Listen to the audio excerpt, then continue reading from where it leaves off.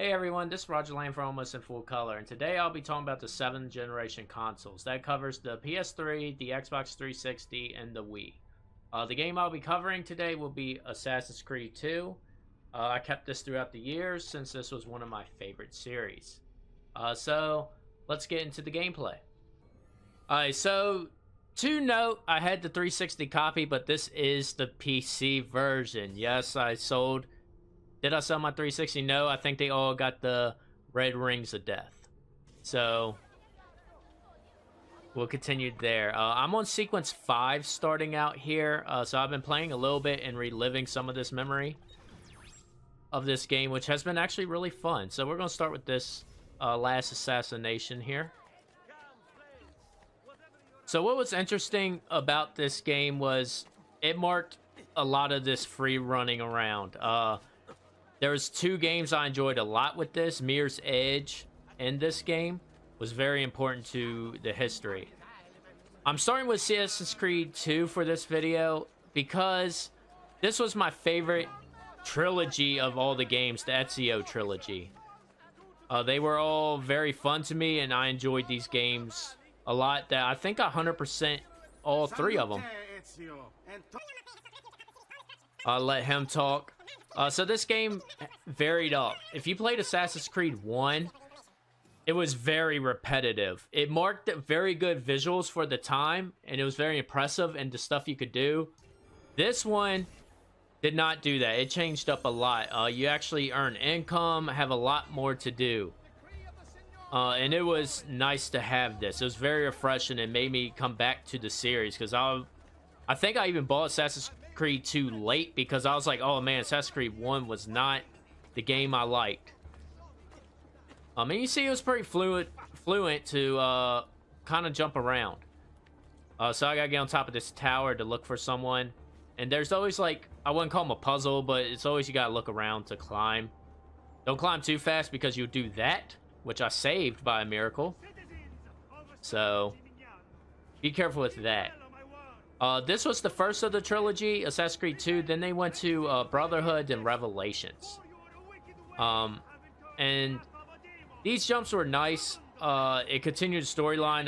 Ezio was the only one that I remember of getting this much of a story coverage. A lot of people love these games. While playing this, I forgot about the humor in it. It was pretty hilarious. Especially when you meet your Uncle Mario. They kind of take a hint of a Nintendo character there. Let me get on top of this tower.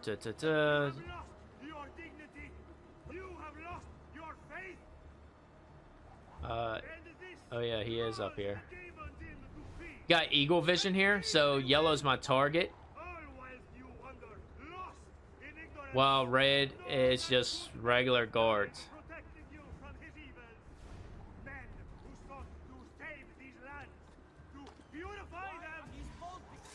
Oh, he caught me. Oh, crap. Oh, no!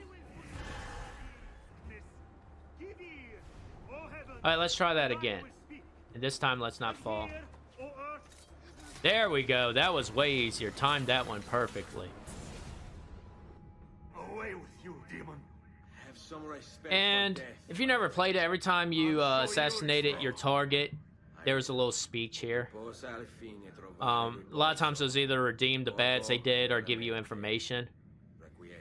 I always thought it was interesting that I guess people are staying around while I do this. Now let me escape into the famous hay bale. If you played Assassin's Creed, you know that technique very well. So let me bring up the map since no one's really looking at me right now. Maestro.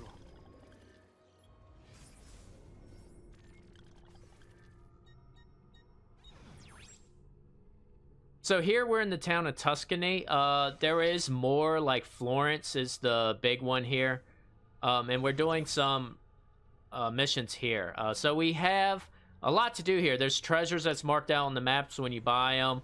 A lot more inventory. So this game was pretty complex, definitely for the time. I'm gonna skip the tombs in this video, but those are like puzzles that lead to a buried assassin.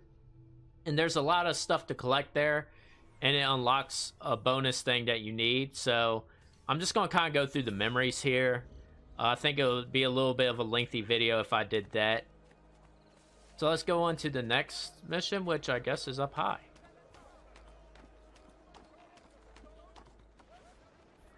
But yeah, like I said, this was my favorite trilogy. For these generation of consoles, I had PS3, but I only played Heavy Rain really on it. I haven't played much else. Oh, so we got a follow mission. So I didn't really get into the PS3 much of this time. I was very heavy on the 360. Like I mentioned at the beginning of this video, I had a Ring of Death, which was a very bad issue that happened on consoles. The PS3 did get the yellow lights of death, they called it. Oh, let me run over here. Sorry, I was too busy just kind of hanging out. Oh no, losing them. Get over there. There he is. So what's going on here? Red Rings of Death was an overheat problem that happened on the 360. What basically happened, some of the solder like overheated and broke off, so it would like bend the board a little bit and the CPU would come detached. So I had 2 consoles that did that. There was horrible treatments to fix them. Well, other than that, it was a very good console for games. That's where we were kind of introduced to Gears of War. And that was a series I played a lot of. We were introduced to Grand Theft Auto 5, which is one of my favorite games. I forgot when you... Oh. Guy's yelling at me. Let me get down. Away from him. Where's he at? There he is. Whoa, whoa, whoa. I like how they just yell at me for being on the rooftops. Go up here. Get out of his sight. I don't want no trouble today. Just try and take him out. You notice I'm angling my camera because I do remember in this mission, if you do that, he disappears. And now he reappears. The timer goes away to find him. So you always had to keep your camera in view. Slight annoyance. That hurt a lot. Fix that up. But yeah, I played so much time into this series. I enjoyed it a lot. I'm actually replaying the game now for this video, but actually enjoying it. I wanted to get far enough where I could show y'all a lot more stuff. Take him out so he don't alert nobody. Don't roll off the roof. No.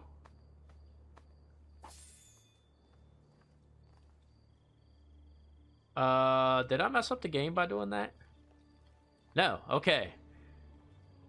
Dead body's just there, we ignore it. I was about to say, I never did that before. But yeah, other than for the 360, there was a couple other games I played. Again, I was big into Forza. I liked my racing games, as you could tell, throughout the series. So those are always interesting. But I kind of got more into the action-adventure games at this point.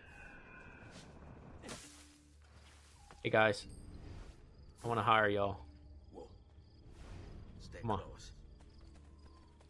Get up to this guy so I can see him. Oh, I'm on a pathway. How many men are responsible for my father's death? Here we go. Figure out how many people took him out.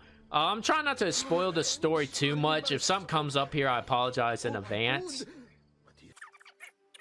Another game I was introduced to the 360 about was Call of Duty. I played a lot of Call of Duty on the console, so I think this is where shooters became prominent for me.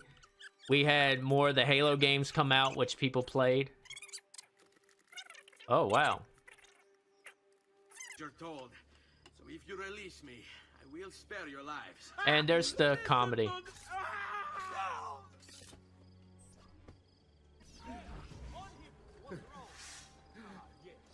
Why am I not getting a sword? Oh, I gotta dodge him. Did not dodge him. Alright, let's hold up. I got a dagger. Not what I wanted to have.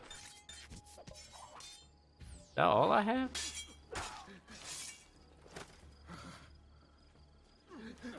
Alright, let's get these guys. The combat here is based on a lot of games you're probably used to currently. This was a very counter-fighting game, similar to Arkham series and the new Spider-Man. And you could taunt to get people to swing.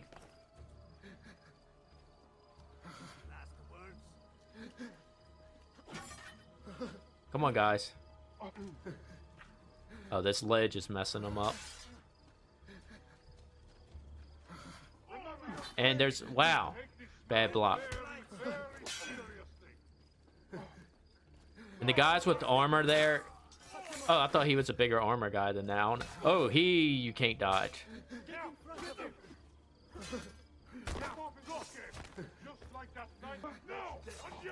Oh, I can grab and kill him? Let's do those. Alright. Now I got down to one. Sorry for the longness there. I did not realize I could grab them guys so easy. Alright. I don't know what that sound effect is right now. So let's go check on this guy. Oh, it's him. Alright, we finish him. And get some more information. This game was pretty good too because this introduced what I hinted at before. You can make money through your city. So you improve your villa by improving the shops. And then when you improve that, you make money every 20 minutes. So you got a lot of money in this game. And it helped you buy new gear. I'm on sequence 5 and going to sequence 6. And I have like a lot of the top armor already. So you got very powerful quick in here. Brotherhood kind of limited it down, but that introduced even more mechanics. So it didn't feel like a normal action game. You had a little bit... This started to introduce a little bit of the business one. Nothing complicated as Brotherhood and Revelations got. So now, looks like we're back in Florence. Yep. And we're in 1480. What's not being shown here, there's usually 2 stories going on. The main story, if you call it the main story, is your Desmond in current time trying to figure out what's up with the Templars. So you can see on the map, I kind of have everything is like grayed out. You gotta do these synchronizations. Let me go up here and climb this. And there's these little posts here, which you do this and get a view of the city. And this is going to help show the game. This just shows you the size of the game. Again, you got to remember this is Assassin's Creed 2. And it was still pretty big. Got the big center there. And it was very historically accurate. That's what these games were very famous for.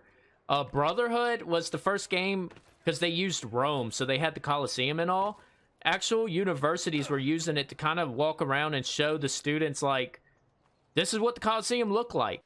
Fortune favor your blade. So I have the translations on, which I didn't do when I played this, when I first got the game.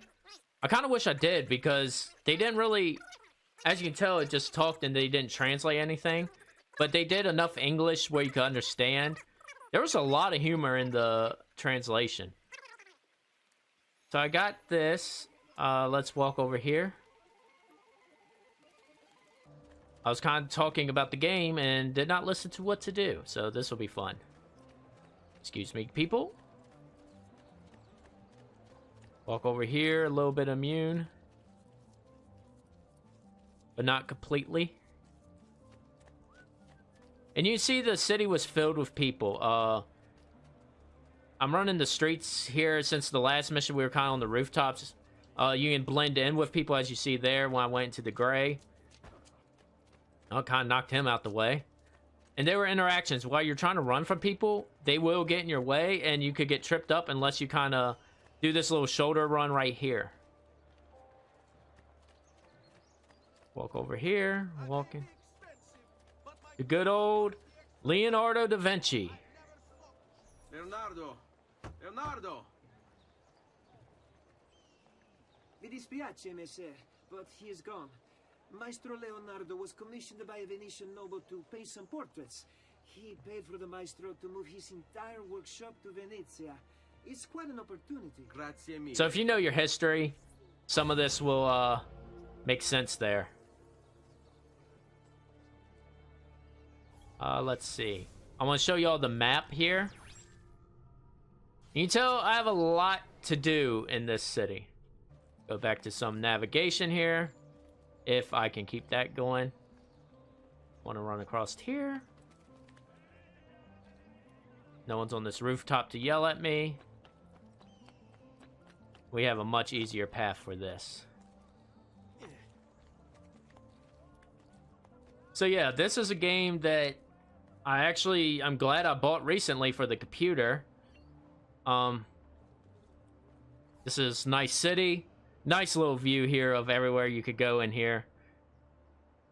This game still looks wonderful for the time.